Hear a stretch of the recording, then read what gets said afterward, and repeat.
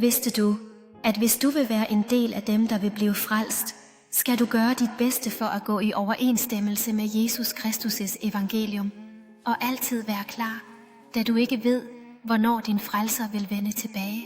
Mange er kaldet, men undervejs vil nogle glide væk fra den rette vej. Skriften minder os om at vogte vores hjerter og sind mod distraktion og verdslige fristelser. At gå med Jesus betyder at elske din næste og tjene andre uselvisk. Det er essentielt at holde din tro i live og aktiv dagligt. Vejen til frelse er smal, og mange vil forsøge at blive eller give op undervejs. Du skal forblive årvågen og forberedt til enhver tid. For tidspunktet for Kristi genkomst er ukendt. Husk, frelse er en gave, der kræver indsats og dedikation for at følge Jesu fodspor. Han advarede os om faren ved selvtilfredshed og vigtigheden af vedholdenhed. Mange vil tro, at de er frelst, bare fordi de kender til Jesus. Men ægte frelse kræver at leve og gå i overensstemmelse med hans evangelium. Kristi kærlighed er åben for alle, men beslutningen om at følge ham er vores at træffe dagligt. Rejsen til frelse er kontinuerlig og kræver urokkelig tro. Guds rige er forberedt for dem, der accepterer Jesus og lever i overensstemmelse med hans lære.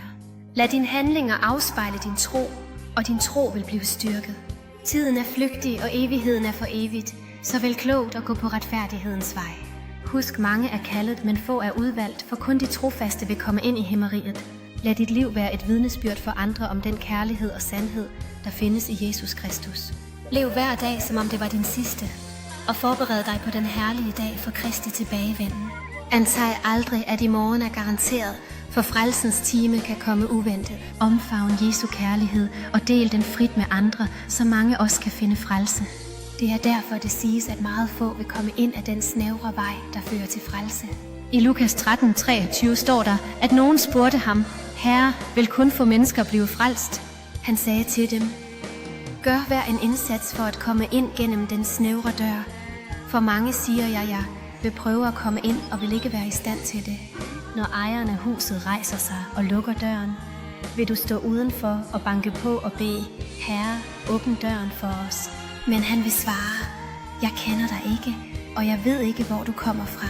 Så vil du sige, vi spiste og drak med dig, og du underviste på vores gader.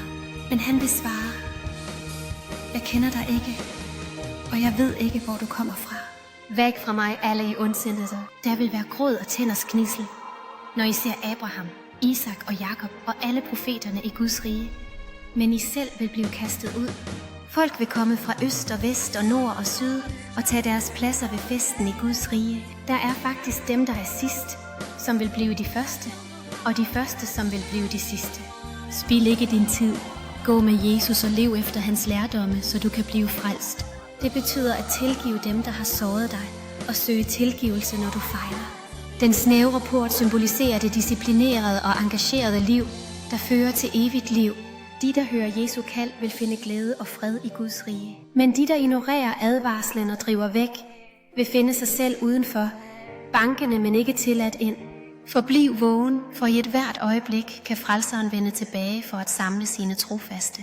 Verden er fuld af distraktioner, men vores fokus bør forblive på Jesu løfte om evigt liv.